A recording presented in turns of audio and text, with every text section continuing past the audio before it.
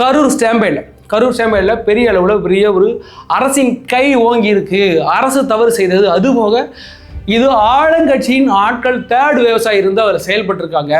இது வந்து அரசின் பாதுகாப்பு குறைபாடு மட்டுமே இல்லை, அரசு தரப்பில் இருந்து செஞ்சுருக்கிறாங்க. சொல்ல போனால் ஆளுங்கட்சியான திமுக இதில் ஒரு பெரிய வேலையை பார்த்துருக்கு அப்படின்னு திரு ஃபெலிக்ஸ் ஜெரால்ட் பெரிய குற்றச்சாட்டை வச்சார். சொல்லப்போனால் விஜய் அந்த தாவேக்கா முடங்கி கடந்த காலகட்டங்களில் திரு ஃபெலிக்ஸ் ஜெரால்ட் பெரிய அளவில் இன்ஃப்ளூயன்ஸ் பண்ணி நடந்த விஷயத்தை கொண்டு போனார் மேலே.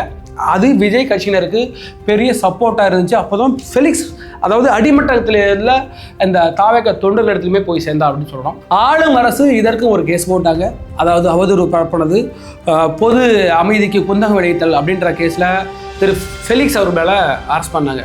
அதற்கு பிறகு உடனடியாக 2 நாட்களில் மறுபடியும் ஜாமீன் வழங்கப்பட்டது. அதற்கு மிக முக்கியமான காரணம் திரு ஃபெலிக்ஸ் அவர்கள் உடல்நலக் குறைவாக அதாவது இதய நோய் பிரச்சனை இருந்துச்சு. அதனால அதை ட்ரீட்மெண்ட் எடுத்து அதுக்கு பிறகு அவர் உடனடியாக விடுதலை செய்யப்பட்டார் ஜாமீனில்.